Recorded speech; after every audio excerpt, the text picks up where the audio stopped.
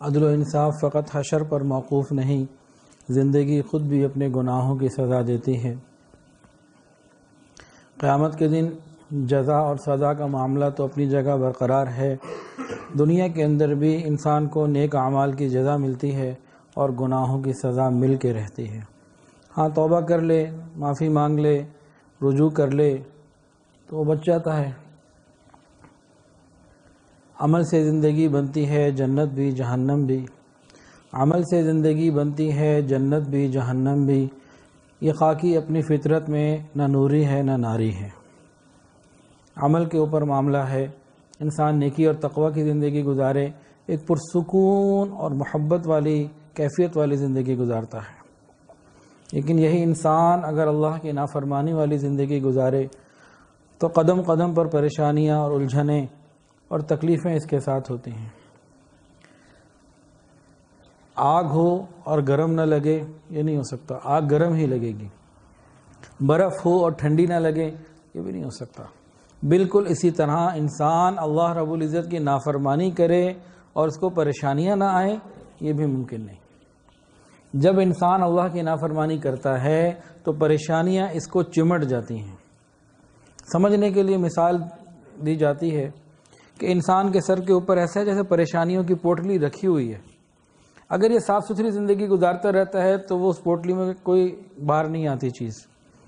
اس پوٹلی میں سمجھ لیں غم، پریشانیاں، ٹینشنیں اور تکلیفیں ہیں۔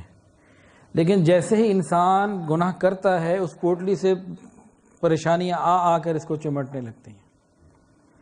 یا یوں سمجھ لیجئے کہ اللہ رب العزت کی طرف سے ایک رحمت کی چادر، جیسے اوزون کی ایک فضا ہے نا، اوپر سے نیچے خراب چیزیں نہیں آنے دیتی، جو چیزیں انسان کے لیے صحت مند ہو وہ آتی ہیں، اور جو گیسز جو تکلیف دہ ہوتی ہیں انسان کے لیے وہ روک لیتی ہے۔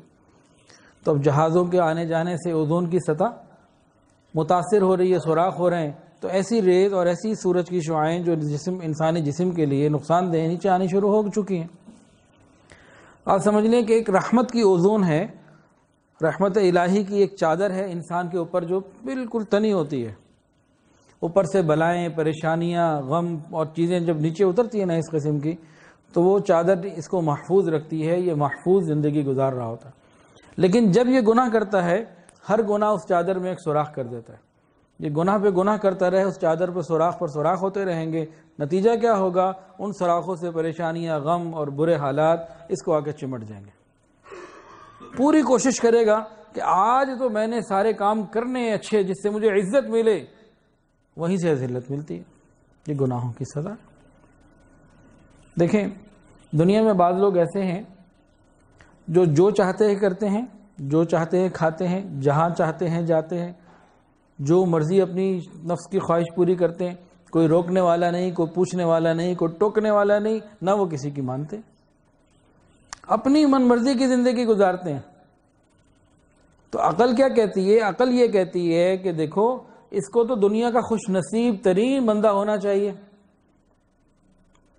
اس کو نیند بھی میٹھی آنی چاہیے، اس کے چہرے پہ بھی تازگی ہونی چاہیے کہ من مرضی کی زندگی گزارتا ہے، اٹس مائی لائف، جو مرضی میں کروں، اور کر بھی رہا ہے۔ لیکن عجیب بات یہ ہے کہ انہی لوگوں کو رات کو نیند کے لیے نیند کی دوائیاں لینی پڑتی ہیں، ڈپریشن کی گولیاں بھی یہی زیادہ لیتے ہیں، خودکشی کے لیے جو ہے نا منصوبے بھی یہی لوگ زیادہ بنا رہے ہوتے ہیں۔ ایک تکلیف دہ زندگی ہوتی ہے، کیونکہ شریعت نے جو بتا دیا وہ صحیح ہے۔ عقل تو وہی کہے گی کہ یہ مزے میں ہے، لیکن شریعت نے بتا دیا کہ جو دنیا میں اللہ کی نافرمانی کرے گا یہ پریشان رہے گا۔ ہم چاہتے ہیں قلبی سکون والی زندگی، تو پھر اللہ کی نافرمانی کو چھوڑنا پڑے گا۔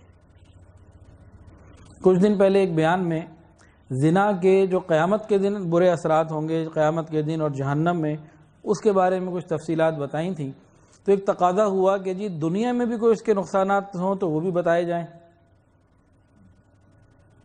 تو جب ایک زنا ہی کی بات نہیں، ہر گناہ کے اندر بیماری اور پریشانی ہے، کوئی نہ کوئی تکلیف، مصیبت ہے، کوئی بھی ہو، اور اس کے اندر بھی ہے۔